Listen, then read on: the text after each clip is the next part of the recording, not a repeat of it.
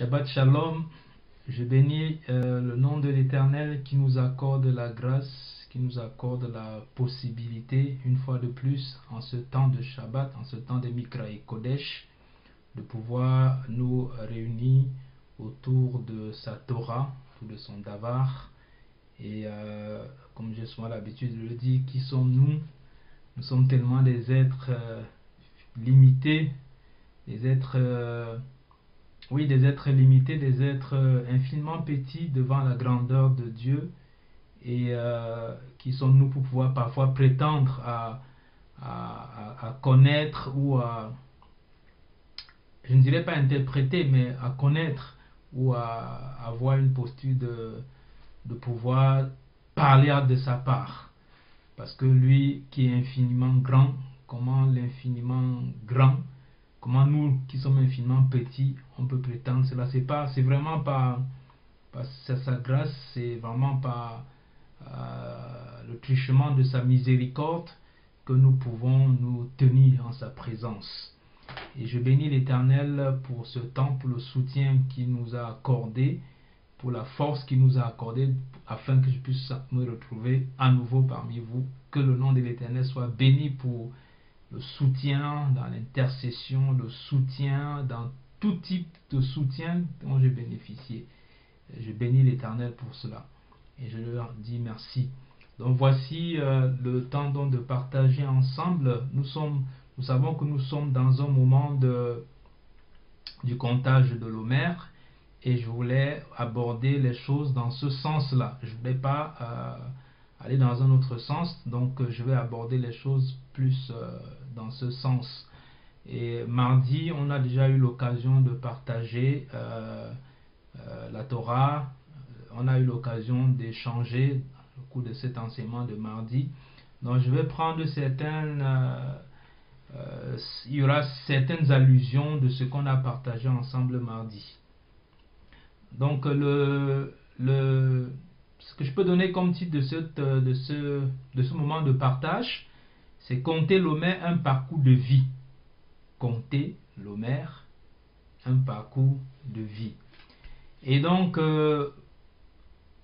comme je le disais tantôt, le peuple d'Israël, il est sorti de l'Égypte, il a connu l'esclavage, il a connu la soumission à Pharaon, et l'Éternel, après avoir sorti le peuple, il a donné au peuple les fêtes qui est un voyage, qui est un parcours, qui est un parcours du cœur, un parcours au cours duquel Dieu, l'Éternel, se révèle à son peuple. Donc les fêtes de l'Éternel sont là aussi pour rythmer ce parcours, pour permettre en sorte que nos cœurs soient façonnés, que nos cœurs soient épurés, que nos cœurs soient émondés, que nos cœurs puissent connaître cet enseignement de vie. Parce que c'est pas juste des choses qu'on prend pour notre cerveau. C'est pas un enrichissement juste réservé à l'intellect, mais c'est un parcours du cœur, c'est un parcours de vie, c'est un parcours de transformation, c'est un parcours où on se confronte au Davar et Elohim, à la parole de l'Éternel, pour pouvoir être transformé tous les jours, afin de lui ressembler, afin de petit à petit avancer vers le Kodesh HaKodashim, le lieu très saint, pour être sanctifié et recevoir les instructions de l'Éternel. Et donc c'est très important donc que ce temps. Dans le peuple d'Israël, je vais articuler ce temps autour de à peu près 4 axes.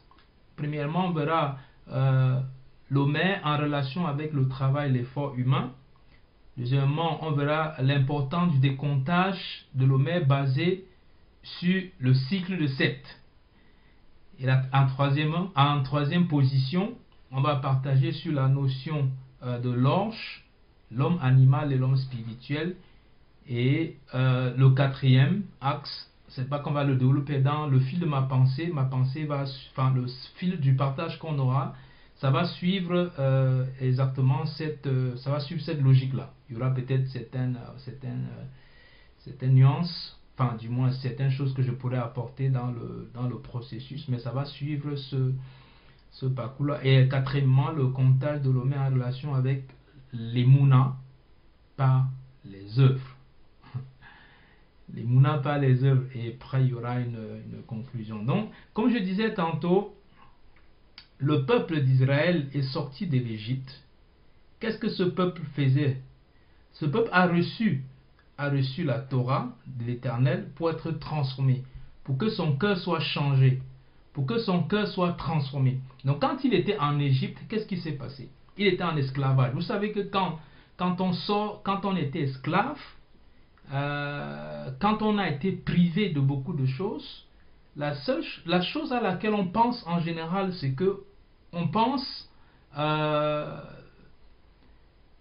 que l'esclavage nous a privés des choses, et quand on est libre, on voudrait profiter à fond, au maximum des choses dont on a été privé longtemps. Ça, c'est l'attitude de quelqu'un qui vient de sortir d'un processus d'esclavage. Et le peuple d'Israël, donc les Bnei Israël, ils ont vécu cet esclavage-là, et l'Éternel les a sortis de l'Égypte par son bras puissant. Et et quand il était dans le désert, Dieu va lui donner la manne. La manne va tomber. La manne sera cette nourriture que le peuple aura donc dans le désert. Et quand le peuple va maintenant profiter de cette manne, quand il va arriver maintenant aux portes de l'entrée à Canaan, Dieu va lui dire maintenant, va lui donner cette recommandation. Donc je vais lire au niveau de la Torah, au niveau de Shemot. Déjà, on sait que l'Omer, il va lui donner l'Omer, mais je vais d'abord lire un passage très précisément. Alors, je le retrouve. Alors, oui, alors le voici. Alors, l'Éternel, ça c'est, je suis au niveau du Lévitique, Vaïkra, donc chapitre 23, verset 9.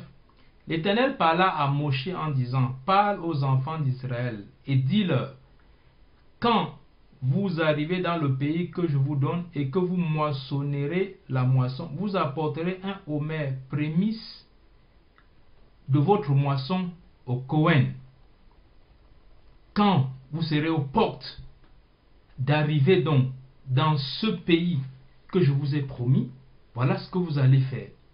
Quand vous allez moissonner, vous allez apporter une partie de votre moisson au Cohen. Et le Cohen présentera, comme on va le voir par la suite, le Cohen va présenter donc cette offrande à l'Éternel, ce korban. Et qu'est-ce qui va se passer? Et après cela, l'Éternel va demander au peuple de venir avec un mouton en sacrifice. Donc, le peuple était dans le désert. Quand il était dans le désert, il recevait de la manne. Bon, maintenant, quand il entre dans le pays que l'Éternel lui a promis, l'Éternel lui demande de pouvoir maintenant apporter le fruit de son labeur. Parce que le homer, c'est bon, c'est un dixième de l'épha, comme le livre de Shemot, chapitre 16, verset 36 le dit. Mais cependant, on sait aussi que c'était une mesure. C'était une mesure qui était prélevée, qui faisait partie, une mesure qui était prélevée. Donc c'était prélevé de cet effort que le peuple avait fourni. Vous savez, quand on n'a pas encore connu le Messie, la parole de Dieu, l'Éternel, vous savez, au début, c'est un peu comme cet état de l'Égypte où Dieu sort le peuple. Le peuple est sorti de l'Égypte par le bras puissant de l'Éternel. Le peuple arrive maintenant à la mer, Dieu fend, Dieu ouvre la mer des joncs pour faire passer son peuple. Et maintenant, qu'est-ce qui va se passer? Le temps où Dieu faisait des choses pour le peuple, ce temps-là, l'Éternel demande maintenant au peuple de pouvoir travailler. Et à la fin donc, du processus du travail, il lui demande d'apporter ce produit, le produit de son travail. Vous savez, le travail est très important pour l'homme. Le travail est l'une des choses ça prend une bonne partie de notre temps. Donc quand je disais, quand on vient au Messie, en général au début, quand on vient au Messie Yeshua, au début on a l'impression que dès que tu dis quelque chose, dès que tu pries, tu vois directement la chose là arriver. Dès que tu t'élèves, dès que tu te mets devant l'Éternel, tu commences à parler, tu as l'impression que les choses sont si faciles. Tu as l'impression que tout ce que tu dis, tu as une oreille un peu, tu as une écoute de Dieu. Ça ne veut pas dire que dans le processus de la marche avec l'Éternel, on n'a pas l'écoute de l'Éternel. C'est pas ce que ça veut dire. Ça veut tout simplement dire que au début, c'est comme un enfant. Il est encouragé, on le soutient quand il veut marcher, on l'encourage à marcher. On lui donne même parfois des petits présents pour l'aider, pour l'inciter à marcher.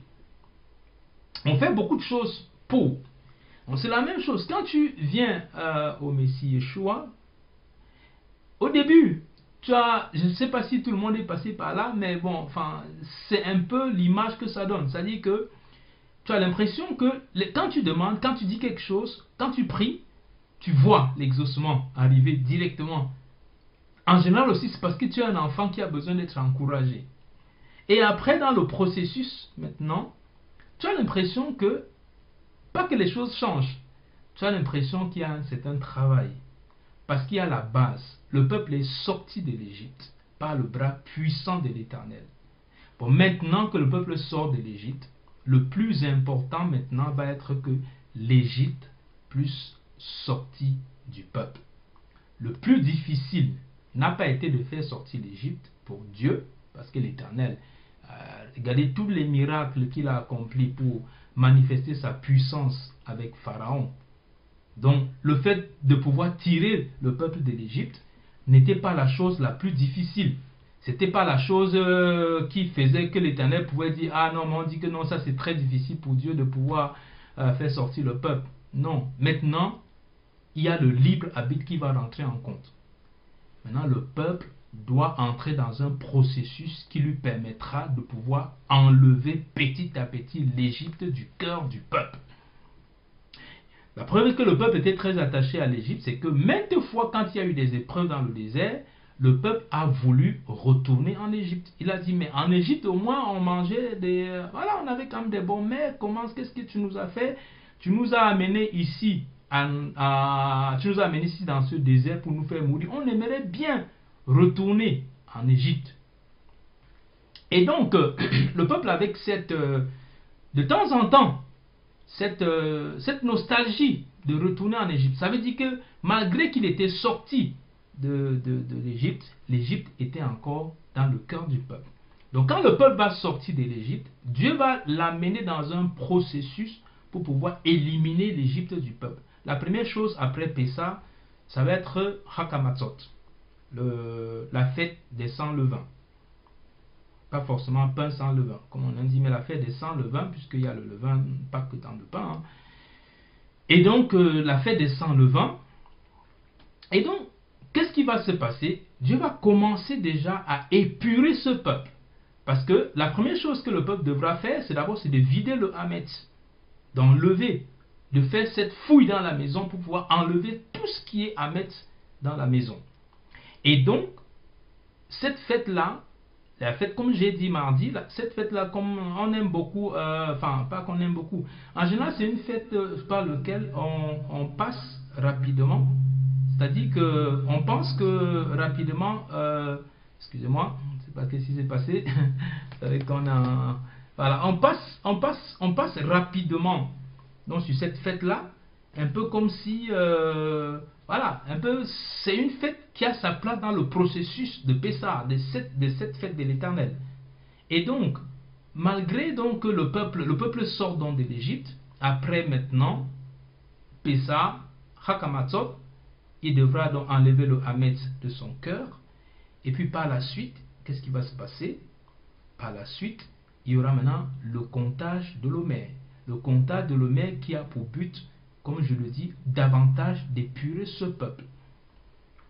Il y a quelque chose qui est très intéressant dans le comptage de l'Omer, du Homer, c'est que, comme je l'ai dit tantôt, le travail défini, le travail est très important pour un homme.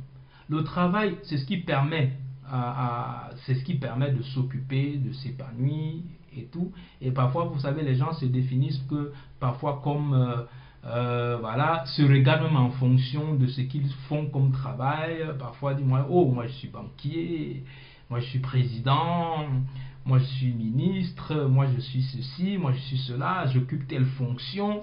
Et parfois, le respect, malheureusement, qu'on a vis-à-vis de ces personnes sont en fonction de ce travail-là. Quand je dis malheureusement, ce n'est pas pour dire qu'on ne doit pas respecter les autorités. J'ai pris des exemples, j'ai cité le président. La Bible nous demande de respecter les autorités. Donc, je ne fais pas allusion au manque de respect ou quoi que ce soit. C'est pour dire que la considération qu'on a en tant qu'être humain ne doit pas dépendre de cette fonction-là. Et donc, le travail dont les gens se définissent, et même parfois, malheureusement, ce qu'on constate, c'est que même dans nos milieux, dans les milieux croyants,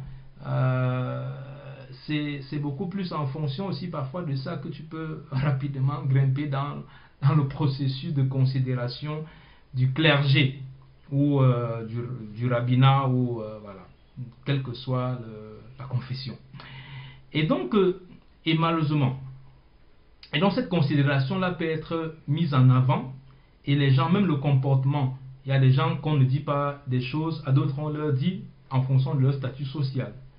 Et donc, il y a des respects qu'on donne et on ne donne pas, ainsi de suite, malheureusement, en fonction de ça. Donc, c'est le travail que l'on produit. Et donc, ça va occuper une bonne partie de sa vie. Mais cependant, qu'est-ce qui va se passer?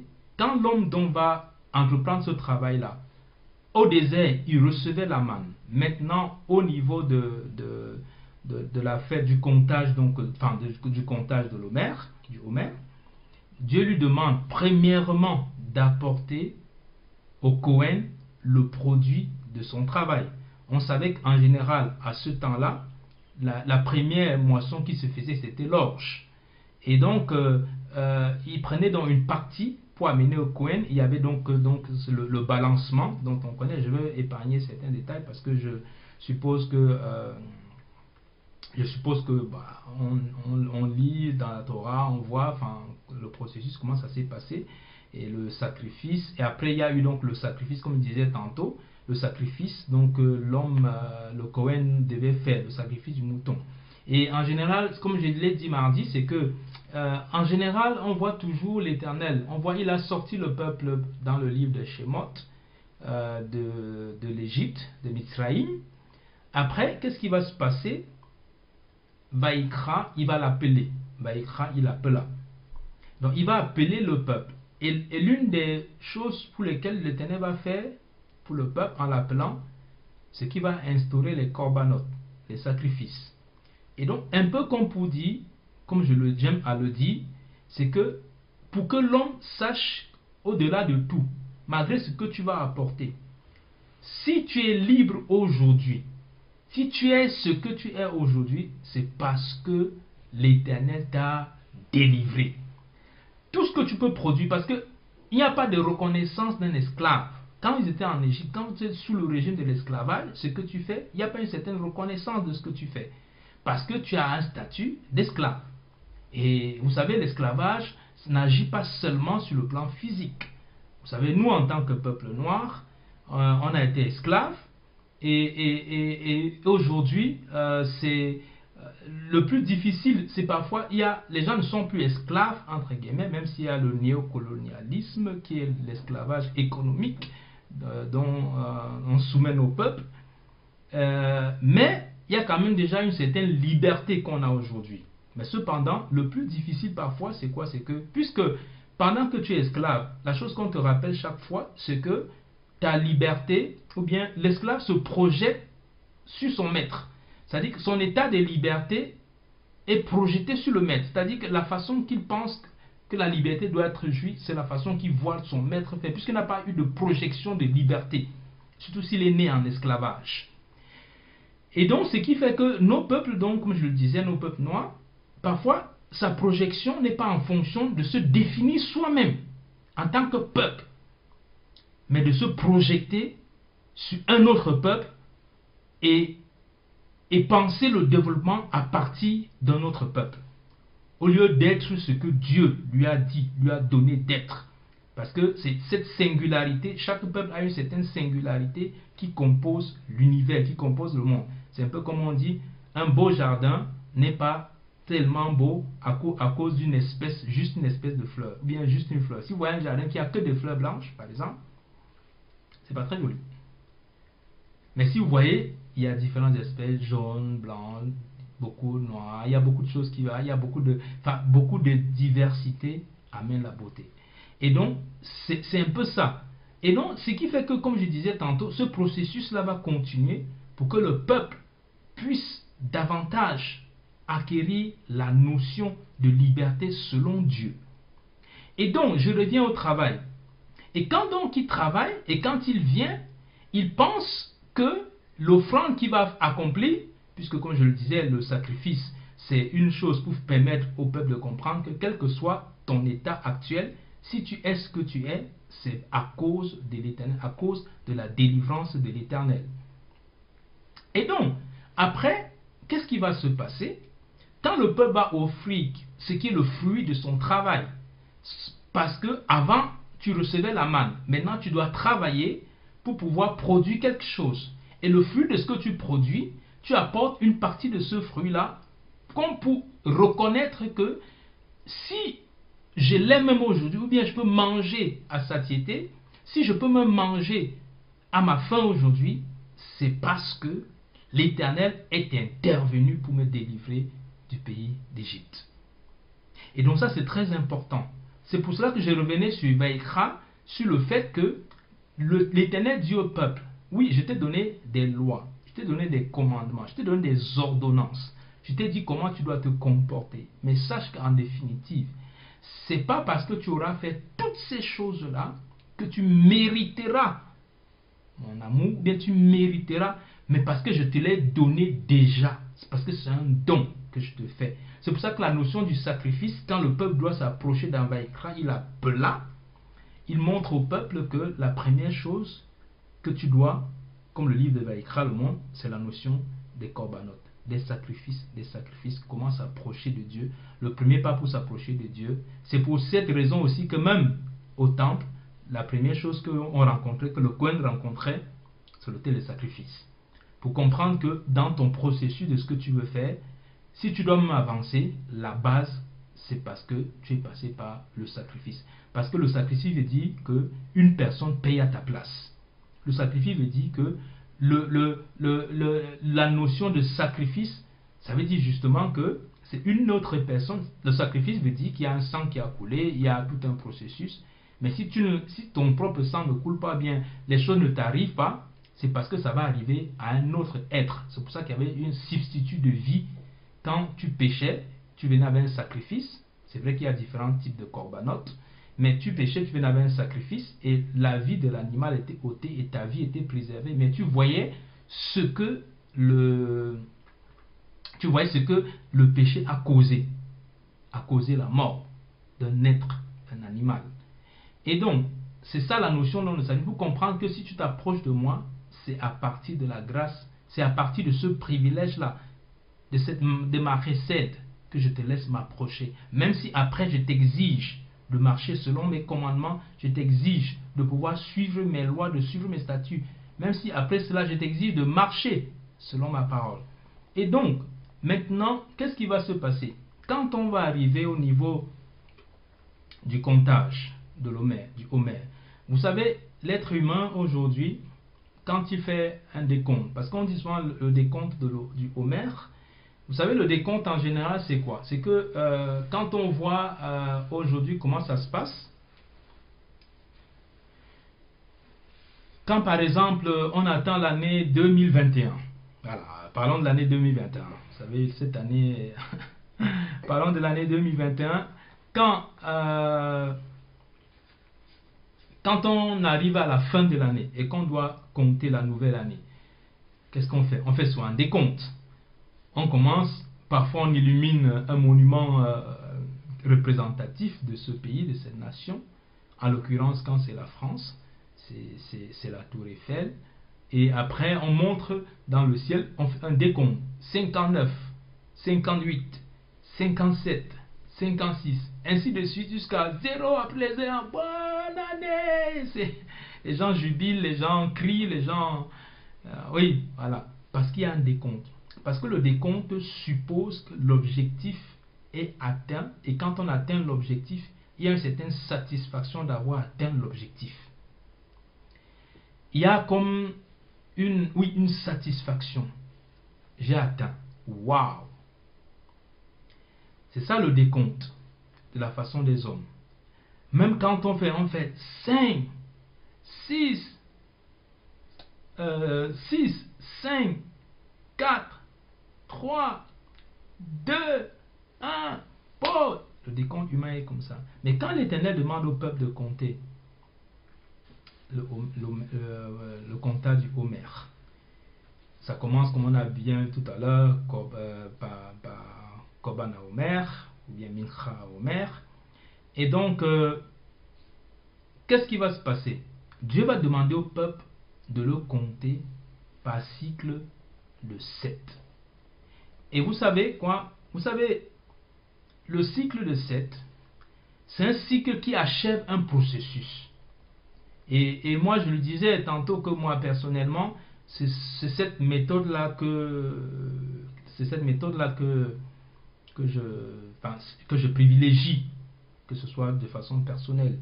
C'est cette méthode que je privilégie. C'est-à-dire que par cycle de 7, comme l'Éternel va le demander dans le livre de Vaïkra, dans le Lévitique chapitre 23, l'Éternel va demander au peuple de faire cette comptabilité. Tu compteras 7 semaines entières. Donc 7 fois 7, tu compteras 7. Enfin, pas 7 fois 7, tu compteras 7 fois une semaine, 7 semaines entières. Une semaine, 7 fois. Voilà. Pour être, et arrivé au 49e, ça va être quoi? Ça va être Shavuot. Et donc, comme je disais tantôt, la comptabilité suit aussi une certaine logique. La logique de la vie d'un être humain. Parce que vous savez, la vie n'est pas linéaire. La vie, c'est pas je vais d'un point A, je marche jusqu'à un point B, c'est de façon linéaire. La vie, elle est de façon cyclique. La vie, elle suit un certain... la vie est faite de plusieurs cycles. Et vous savez, quand on est dans une démarche linéaire, il y a la possibilité de l'épuisement. Il y a la possibilité de... Vous savez, on peut être tenté d'être focalisé sur la comptabilité même et passer à côté du but même pour lequel Dieu demande un comptage. Parce que c'est facile en tant qu'être humain. Vous savez, l'être humain, quand quelque chose est linéaire, nous sommes des humains, nous sommes des hommes. Quand quelque chose est linéaire pour l'être humain, en général, c'est de la routine. C'est un peu comme si c'est épuisant, c'est un peu routinier. Mais quand quelque chose se passe de façon... Quand l'objectif est à court terme, c'est plus facile pour un être humain. C'est pour ça que la Bible dit, au verset 15, depuis le lendemain du Shabbat, du jour où vous apporterez la gerbe, pour être agité de côté et d'autre, vous compterez 7 semaines entières. Vous compterez 7 semaines entières. Comptabilisez. Vous compterez 50 jours, bien évidemment, jusqu'au lendemain du 7e Shabbat, et vous ferez à l'Éternel une offrande nouvelle. Donc, comme je disais tantôt, la vie n'est pas linéaire, n'est pas un fleuve qui va de façon tranquille. Vous savez, il y a à peu près, je dis, 7 phases dans la vie d'un être humain. Il y a la fameuse rencontre de spermatozoïde et de l'ovule. Après, il y a qui est la conception. Après, il y a ce temps où l'enfant passe dans le ventre. Après, il y a la naissance. Après la naissance, il y a l'enfance. Après l'enfance, donc il y a l'adolescence. Après l'adolescence, il y a l'âge adulte. Après, il y a le 3e âge. Et donc, chacune de ces étapes, c'est un apprentissage. Et donc, la vie, comme je disais tantôt, quand l'Éternel demande à l'homme de compter de cette façon, c'est pour que l'homme ait un objectif qui est à court terme. Bien évidemment, quand quelqu'un est un adolescent, il doit vivre pleinement ce moment, pleinement cette période. Il doit, avec ses nouveaux défis, avec oui, ces nouveaux défis, et par la suite, qu'est-ce qui va se passer par la suite? Quand il va traverser cette étape-là, il va rentrer dans l'adolescent, il va rentrer dans la période d'adulte. Et vous savez, quand il est dans la période adulte, c'est une période au cours au cours de laquelle il va être dans un apprentissage, dans un réapprentissage des choses. Est-ce que ça veut dire que ce qu'il a connu avant, ça ne valait pas la peine? Non. Il a acquis un certain nombre de choses, bien il a acquis un certain nombre de choses qui lui seront utiles pour continuer dans le processus. Mais cependant, il faut fixer une auto-évaluation dans un cycle de court terme. Pourquoi? Parce que ça permet facilement de s'évaluer, de ne pas tomber dans la routine, de ne pas avoir un objectif que tu vas répéter pendant 49 jours. Il est plus facile si tu le scindes en 7, 7, 7. Un peu comme l'Éternel a demandé au peuple. Comme je disais tantôt, ça répond, c'est comme une vie, la vie d'un homme. Parce que vous savez, quand on cesse de compter, ça veut dire qu'on est en arrêt. Quand on s'arrête, ça signifie que tout est fini. Ça veut dire qu'on part, c'est le départ. C'est la mort. Quand on arrête. Mais la vie, c'est un cycle qui continue, mais qui est divisé par ces différents cycles dont je viens d'énumérer. Ça veut dire quoi? Ça veut dire que, vous savez, j'ai pris l'exemple avec la comptabilité comme ça se fait dans le monde, en disant qu'il y a un objectif, que quand tu atteins l'objectif, je crois que l'une des raisons pour lesquelles l'Éternel, pour lesquelles l'Éternel a voulu que cette fête se tienne entre Pessah et Shavuot, pas à la fin du processus de cette fête, parce que justement, vous savez, l'homme a cette habitude de vouloir se taper la poitrine en disant: ah oui, j'ai pu faire, ah j'y suis arrivé. Et vous savez, mais l'Éternel lui donne quelque chose qui lui permettra de comprendre que, en fait, tu es dans un cycle. Quand le cycle s'arrête, ça veut dire que la vie s'est arrêtée aussi.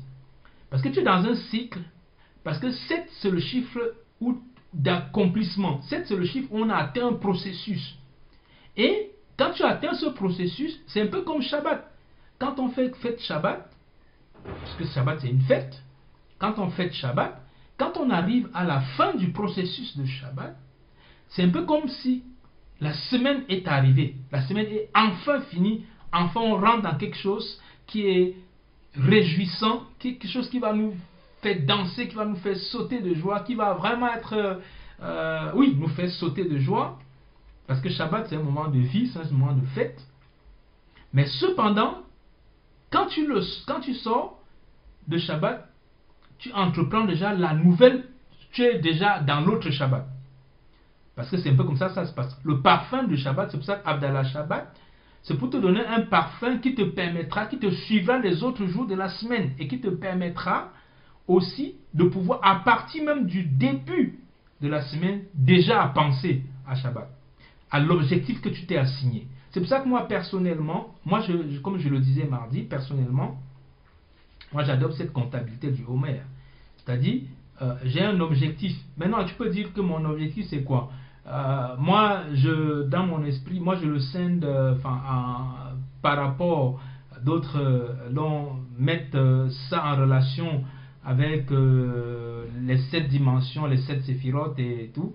Bon, moi je mets en relation avec, ça c'est moi, je mets en relation, selon mon approche, selon ce que je pense, je mets en relation avec les 7 manifestations de l'esprit aussi. Vous savez, le fruit de l'esprit, c'est la manifestation du caractère de Dieu. Et c'est pour ça que je disais tantôt, quelque part qu'être rempli de l'esprit, on a souvent mal compris cette expression. Être rempli de l'esprit, on pense souvent qu'être rempli de l'esprit, c'est quand on manifeste les dons spirituels, c'est quand on voit quelqu'un prier, tellement de choses se font, c'est quand on voit les dons de miracles être en action, la parole de connaissance être en action, on dit waouh, il est rempli de l'esprit. Alors qu'être rempli de l'esprit, c'est être rempli du caractère de Dieu. Parce que le caractère de l'esprit, c'est quoi? Le fruit de l'esprit. Le fruit que produit l'esprit. Quand on est rempli de l'esprit, on est rempli de ce fruit-là. Depuis le jour où j'ai pris les choses de cette façon, parce qu'une fois j'étais là comme ça, j'ai eu comme une pensée qui m'est venue, je ne me rappelle plus si c'était pendant la prière, quoi que ce soit, je ne sais pas si c'était pendant la prière, qui m'est venue en fait, comme pour me dire, vous avez une mauvaise conception d'être rempli de l'esprit. Être rempli de l'esprit, c'est être rempli du caractère de Dieu. C'est être rempli du fruit de l'amour, de la paix, de la joie, de la fidélité, de la bonté, de la maîtrise de soi, de la douceur. C'est parce que c'est ça le caractère. C'est ça. Le fait que tu puisses prier un mort se lève. Ou bien le fait que tu puisses accomplir un miracle. Tu ne peux pas dire que ça va émouvoir l'Éternel, puisque il est le Dieu du miracle même. Mais quand tu manifestes un caractère de Dieu, par l'Esprit de Dieu, alors là, tu te rapproches davantage de Dieu. C'est-à-dire que tu te vides de toi-même pour être rempli de Dieu. Tu te vides de ta substance pour recevoir celle qui vient d'en haut. Parce que tout don parfait vient d'en haut du Père des Lumières. Donc comme je disais tantôt, pour moi c'est plus facile d'avoir cet objectif, puisque Shabbat, quand tu arrives à la fin, tu penses déjà à l'autre Shabbat. Donc moi je le prends par rapport aux fruits, c'est-à-dire aux manifestations du fruit de l'esprit. C'est vrai qu'il y a certains qui se retrouvent, comme la grâce, la chesed, la bonté, puisque la bonté fait partie et tout. Donc c'est aussi en relation avec cela. Et ça permet que cet objectif, est-ce que cette semaine, selon l'objectif que je me suis assigné, c'est de vivre pleinement le shalom de l'Éternel. Et comme je disais tantôt, je prenais ça en relation avec le cycle de vie d'un homme, qui est composé aussi de 7, on peut d'à peu près 7 phases, le d'autres peut dire 8, mais moi j'ai énuméré 7 phases aussi, qui sont de façon, chaque phase a ses défis, chaque phase on la vit pleinement, chaque phase c'est quelque chose qui nous réjouit pleinement, mais qui a aussi ses défis. Parce que quand tu sors de l'adolescence, oui, tu es pressé d'être adulte, de dire que moi je suis un adulte et tout, tu es pressé, mais il y a aussi ses défis. Il y a aussi, c'est réjouissant, oui, mais ça c'est défis, ça c'est objectifs. Même si on ne les définit pas de cette façon, il y a un objectif aussi. Un adulte, c'est quoi ses objectifs, c'est quoi? Après il va arriver, à un moment donné il va chercher à se marier, il va chercher à travailler, il va chercher à... Donc ce sont ces objectifs-là qui sont dans cette étape-là, qui sont dans cette séquence-là.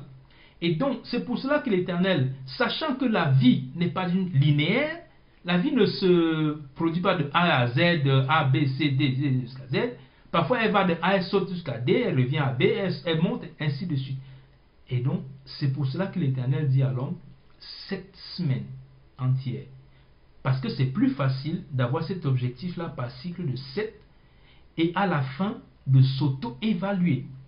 Pas à s'auto-évaluer comme tapant la poitrine, j'ai pu arriver jusqu'au 50e jour, c'est-à-dire que le décompte de l'Omer qui devait être un décompte de 7 semaines entières, jusqu'à 50e qui devait être la fête de Shavuot. Parce que quand tu arrives là-bas, tu n'arrives pas en frappant la poitrine, waouh, j'ai pu, mais tu es dans un cycle. Un peu comme un enfant quand il arrive à l'adolescence, il se frappe à la poitrine parce que il n'y a pas de place, de moment pour l'arrêt. Comme quelqu'un disait, la marche avec l'Éternel, la marche avec le Seigneur, c'est comme si tu pagais à contre-courant. Il n'y a pas un moment de pause. Parce que quand tu as un moment de pause, ça te ramène derrière. Ça te ramène derrière. Et donc, il y a un fameux proverbe africain qui dit que celui qui navigue dans le sens du courant fait rire les crocodiles.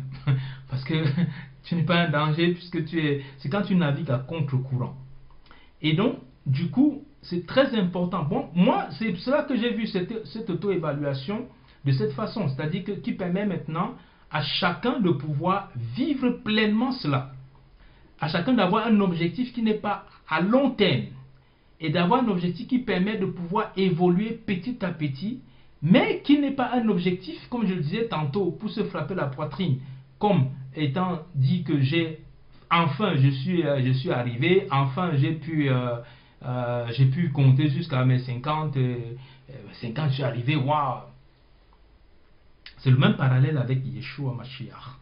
Quand Yeshua dit dans le livre de Matthieu chapitre 18 verset 21, alors Pierre s'approcha et lui dit, Adonne, combien de fois pardonnerai-je à mon frère lorsqu'il péchera contre moi? Serait jusqu'à 7 fois? Yeshua lui répondit, je ne te dis pas jusqu'à 7 fois, mais jusqu'à 77 fois 7 fois. Pourquoi le Mashiach pas jusqu'à dire 77 fois 7 fois? En fait, il veut dire à Pierre, parce que quand tu as un objectif, quelqu'un te fait quelque chose, tu comptes, tu dis, ah, j'attends. Une fois, 2 fois, 3 fois, 4 fois, 5 fois, 6, 7. En fait, il veut lui dire que les objectifs, quand tu te les mets de cette façon,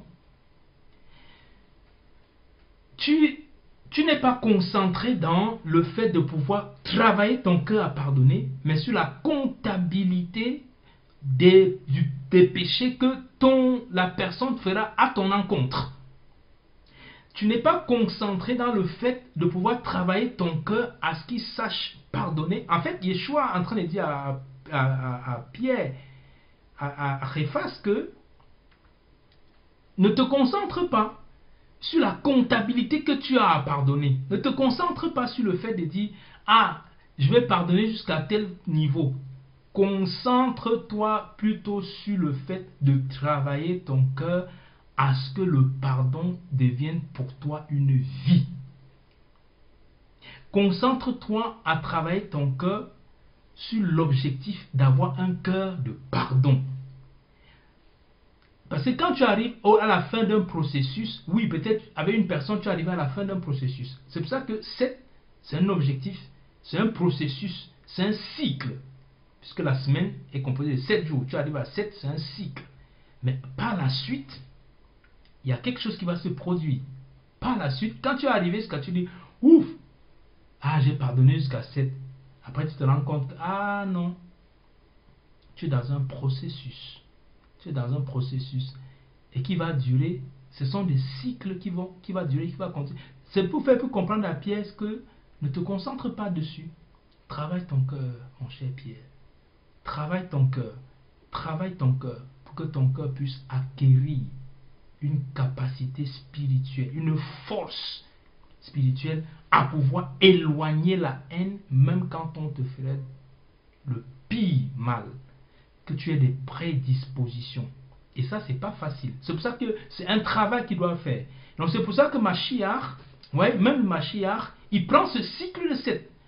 Parce que vous voyez, Pierre a rebondi déjà, ne serait-ce 7 fois. C'est-à-dire quoi? Parce qu'il sait que 7, c'est un cycle. Il sait que quand on arrive à la fin du 7, on a bouclé un processus. Un peu comme quelqu'un qui arrive, comme je disais tantôt, dans les phases de la vie d'un être humain. Il a bouclé un processus.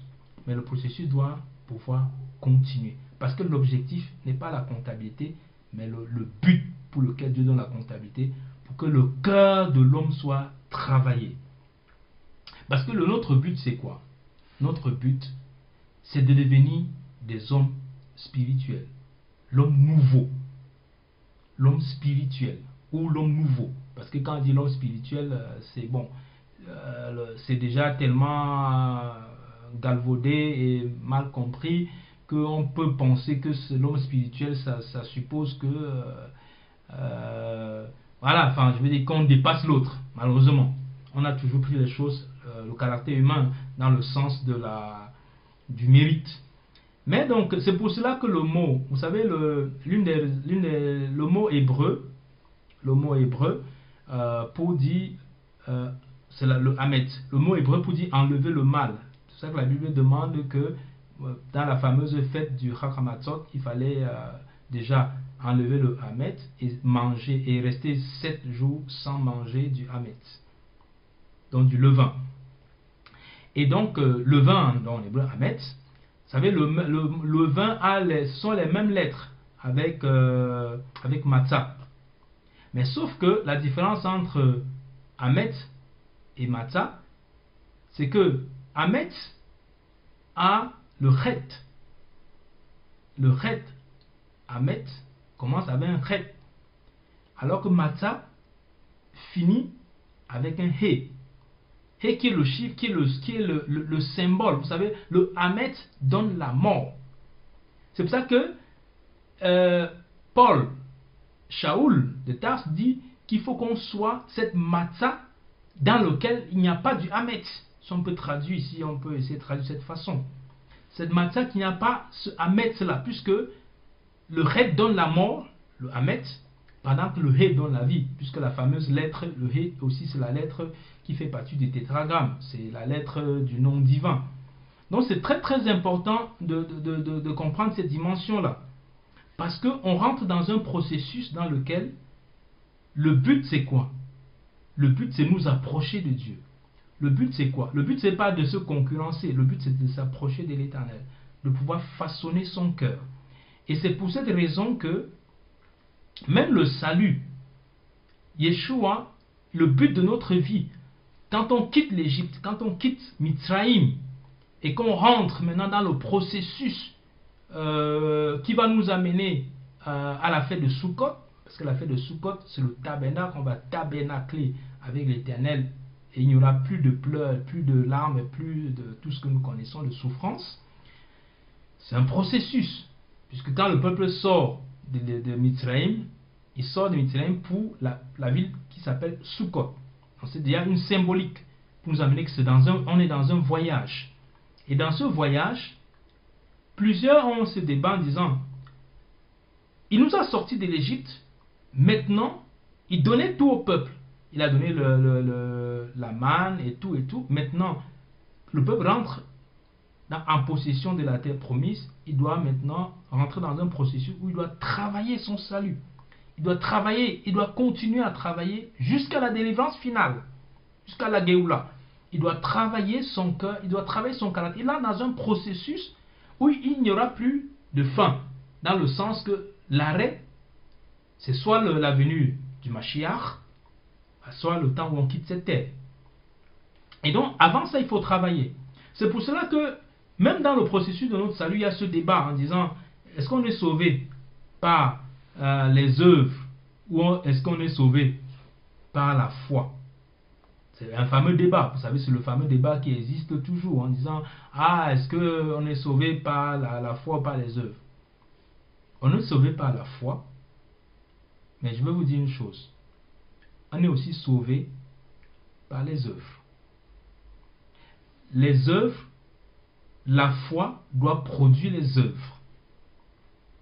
Le salut, ce qu'on appelle le salut, la rédemption, la délivrance, le salut qu'on a en Yeshua, Mashiach, se manifeste de deux façons.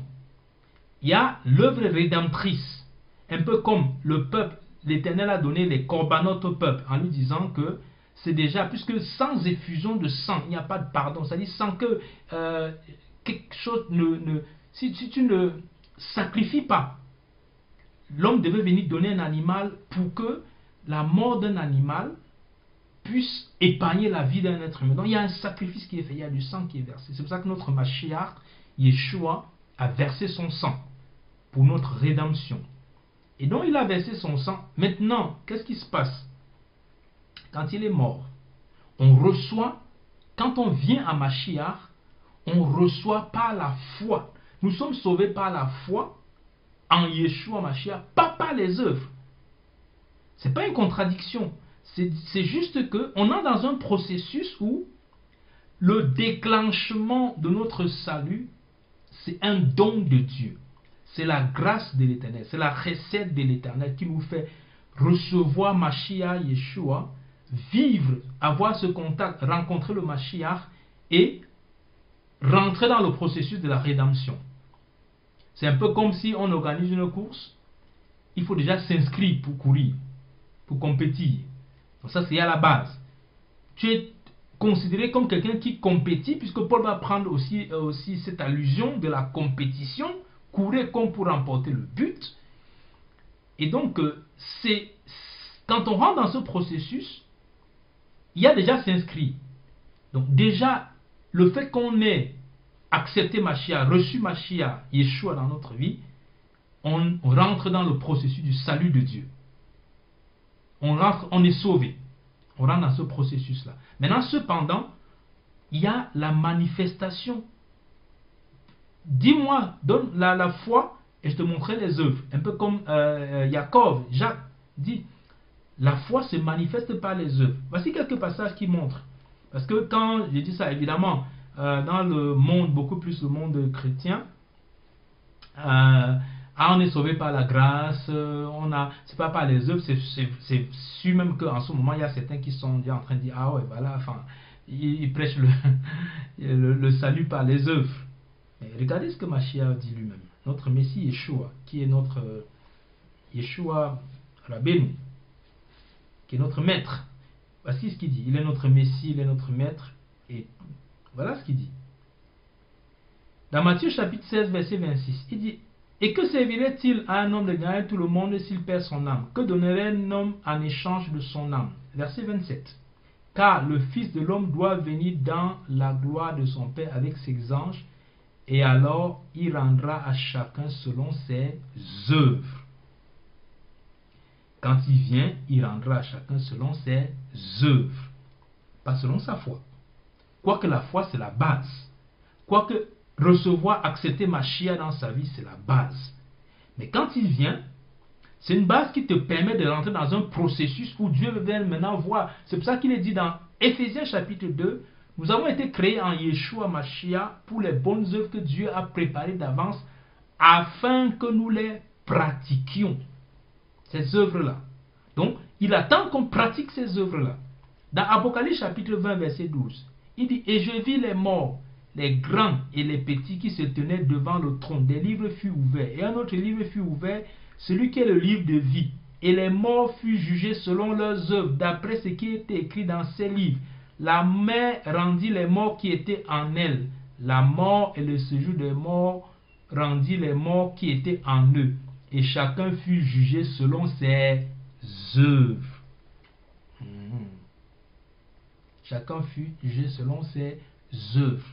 Quiconque ne fut pas trouvé écrit dans le livre de vie fut jeté dans les temps de feu. Romains chapitre 2, verset 4. Où méprises-tu les richesses de sa bonté, de sa patience et de sa longanimité, ne reconnaissant pas que la bonté de Dieu te pousse à la teshuva, à la repentance, mais pas ton endurcissement et pas ton cœur impénitent. Tu t'amasses un trésor de colère pour le jour de la colère et de la manifestation du jugement de Dieu qui rendra à chacun selon ses œuvres. Ça c'est Paul. Donc, si on peut dire que Paul, est-ce qu'il se contredit? Non. Mais, il pose les deux dimensions qui rentrent dans le processus du salut d'un homme. Et maintenant, il dit, 2 Corinthiens chapitre 5, verset 9 et verset 10. C'est pour cela aussi que nous nous efforçons de lui être agréables. Quoique nous demeurions dans ce corps, soit que nous le quittons. Car il nous faut tous comparaître devant le tribunal de Mashiach, afin que chacun reçoive selon le bien ou le mal qu'il aura fait étant dans son corps. Afin que chacun reçoive selon le bien ou le mal qu'il aura fait étant dans son corps. Oui, ça veut dire quoi? Il y a beaucoup d'autres passages qui parlent de cette dimension. En conclusion, qu'est-ce que ça signifie? Ça signifie que quand tu viens en Mashiach, tu rentres dans le processus de salut de Dieu. Tu sors de l'Égypte. Maintenant, tu dois pratiquer les commandements, les mitzvot de Dieu. Tu dois pratiquer les œuvres de Dieu. Puisque tu reçois maintenant la capacité. Je mettrai ma loi dans leur cœur et je mettrai mon esprit en eux et je ferai en sorte qu'ils pratiquent mes commandements. Je ferai en sorte qu'ils produisent des œuvres. Et donc, pour conclure, ce temps du Homer, du comptage du Homer, c'est un temps, c'est un parcours. C'est un parcours qui ne va pas s'arrêter à Shavuot. C'est un déclenchement d'un processus où l'Éternel est en train de sortir l'Égypte du cœur du peuple afin de le préparer pour la délivrance finale, pour le retour de Mashiach, pour le grand rassemblement des élus et des saints, comme pour emprunter le langage de Paul. Et donc, ce qui est très important pour nous, c'est que ce comptage ne se fasse pas de façon linéaire, comme si la vie elle-même était linéaire. La vie, comme on l'a vu, c'est par cycle. Et chacun d'entre nous doit pouvoir, à chaque moment, peut-être adopter, moi je vous dis personnellement, c'est ce que j'adopte, le comptage que l'Éternel a donné, c'est-à-dire 7, à chaque cycle de 7. L'objectif, puisque tu dois t'assigner certains objectifs que tu dois atteindre, que tu dois courir vers. Et quand tu t'évalues, tu ne t'évalues pas pour t'arrêter, mais tu t'évalues en donnant un autre objectif pour la semaine qui suit. Et ainsi de suite. Et quand tu arrives même à Shavuot, il y a encore un sacrifice qui est fait. Il y a encore une offrande qui est faite. Pourquoi? Parce que l'Éternel voudrait chaque fois que le peuple comprenne que les corbanotes sont là aussi pour rappeler que, au-dessus de tout, tu es ce que tu es par la grâce, par la recette et la bonté de Dieu. Que l'Éternel nous aide à non seulement ça, être dans un processus réel afin de manifester les œuvres de Dieu, d'être dans un processus afin que notre caractère, afin que l'Égypte puisse davantage, Babylone puisse sortir de nous.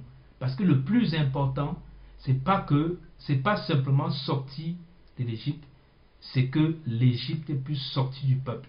Et comme je l'ai dit tantôt, les sacrifices, tout ce qui se passe, toutes les fêtes que l'Éternel a données ont pour objectif faire quoi?